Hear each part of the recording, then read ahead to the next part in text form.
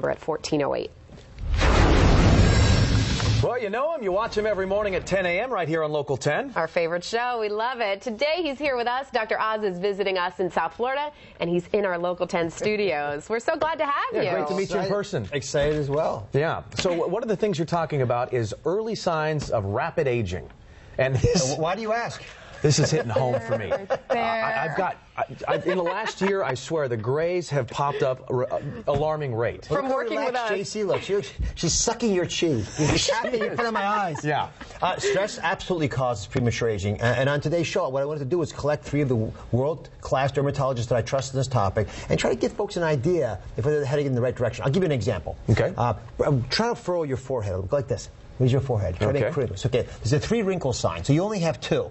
If you have more than 2 wrinkles that you can get a piece of paper in, that thickness, then I start to get concerned. If you have more than 3, you're clearly aging, especially if you're in your 30s or 40s and you look like you're in your 60s. Listen, the goal here isn't plastic surgery. The goal is to make your body and you feel and look younger than your stated age. So how do we do that? Well, that's the key. That's what we talked about today. So, for example, on the foreheads, yes, stress and being angry and those lack of sleep. Lack of sleep is big risk factor. Sleep probably is the #1 ager of all. Yeah, really. That's such what's a going on. profoundly important factor. That's why when people do studies looking at sleeping pills, they say you're more likely to die if you take even 1 a year. It's not because the sleeping pill is killing you. It's because the fact that you can't get to sleep is a barometer of your internal health. If you've got stress that you can't cope with in your life, you process it when you sleep. If you're not doing the right things for your body vents itself when it's supposed to be rebooting itself at night.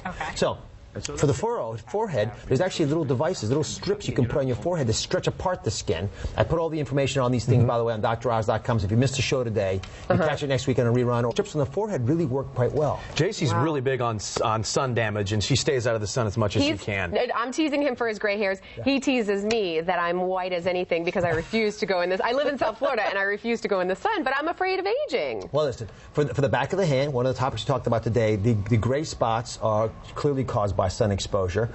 There's a way you can test if you're aging prematurely. Everyone at home can do this too. Pinch the skin on top of your hand and then relax it. So if it takes more than 3 seconds to come down, that means either you're aging prematurely or you're dehydrated. So pinch it and let it go. Right? It's a skin pinch test. We actually learned this in medical school. Let me see that. Sign of hydration? See? That's perfect. That's that white skin. That's not bad either. Not bad. But you know, let me talk about skin for a second, especially in South Florida. So we spend a lot of time here. Sure. He's been in South Florida for 55 years. So, you know, I spent a lot of time in this area.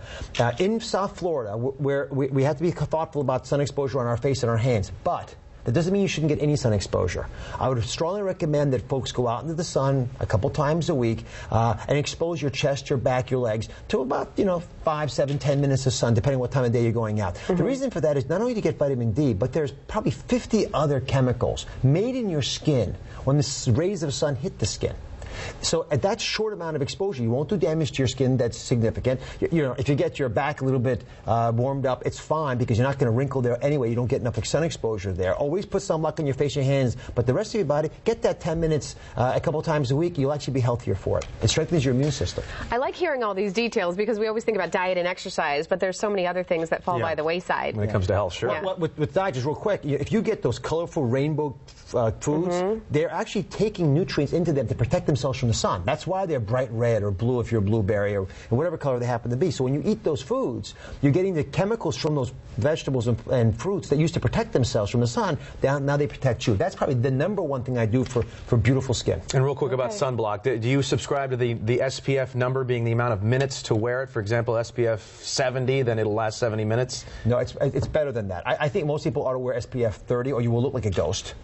But the SPF 30 takes you for about 2 hours, but you use a significant amount. As much as a shot glass would have, that's how much you need to coat your body. Wow. It's usually 4 times more than you're using. I think that's the thing, the reapplying of it down here for us, right? Yep. Reapply every 2 hours. We all know that.